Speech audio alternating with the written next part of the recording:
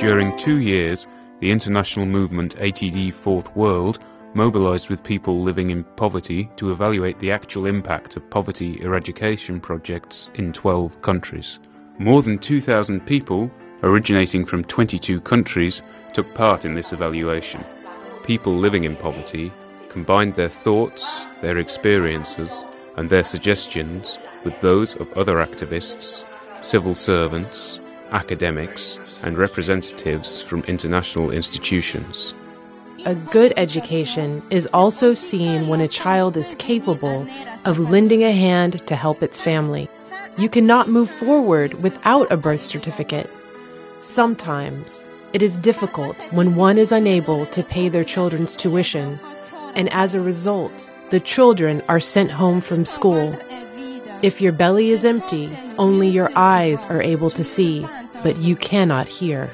So we also heard from people from all over the world how they couldn't say what they felt, how they couldn't be a part of decision making because nobody thought they had anything to contribute. Consultation is not enough.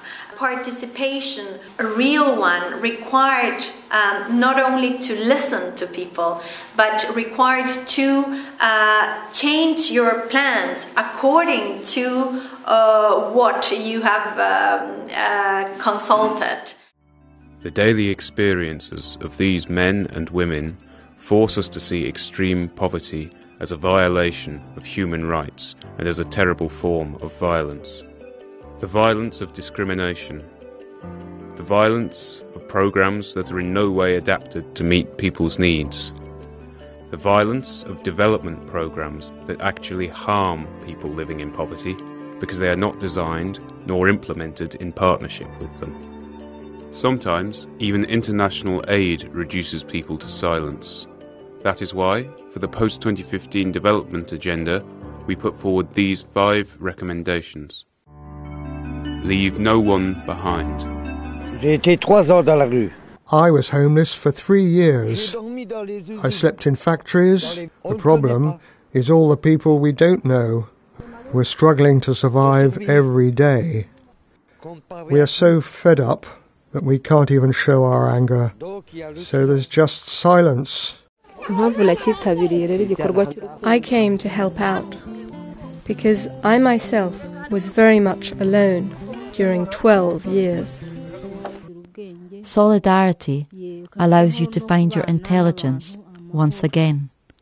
You calm down. You live more peacefully with others. Leaving no one behind means eliminating discrimination, whether based on gender, ethnicity, poverty, social origin, or other conditions.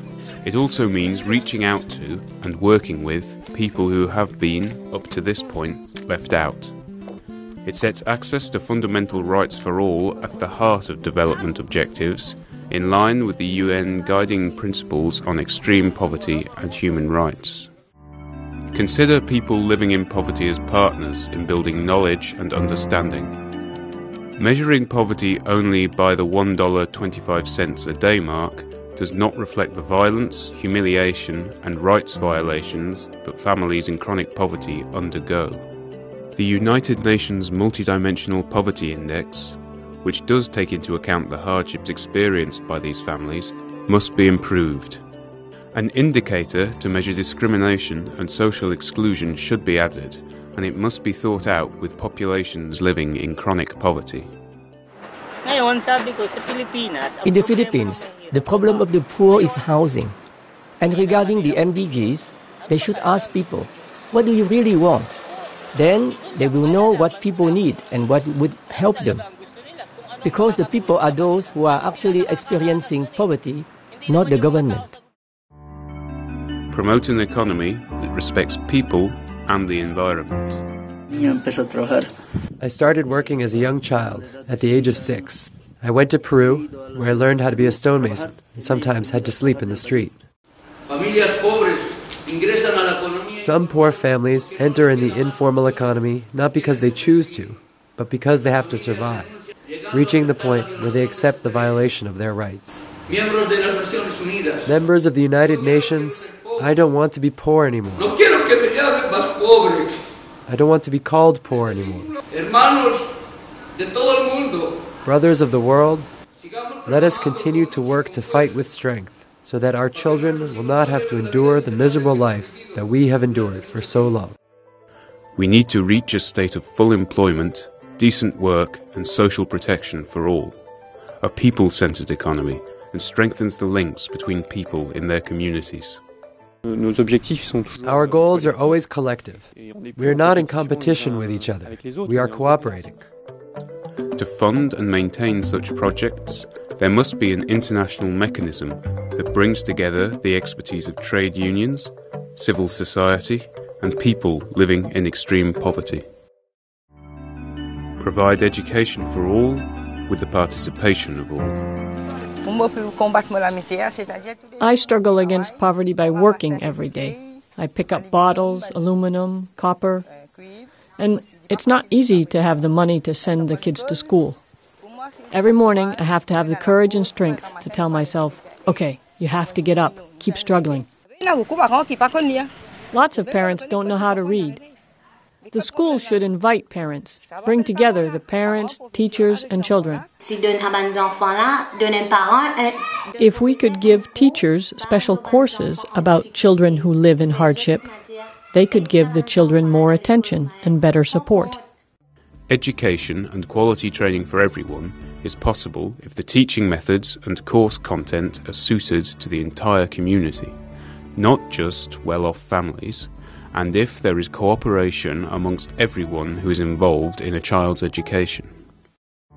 Make the participation of people in poverty a key objective of development policies. But you've got to solve the problem of extreme poverty, because as long as there's extreme poverty, you will never have peace. They need to understand that we also have ideas, that we know how to get things going.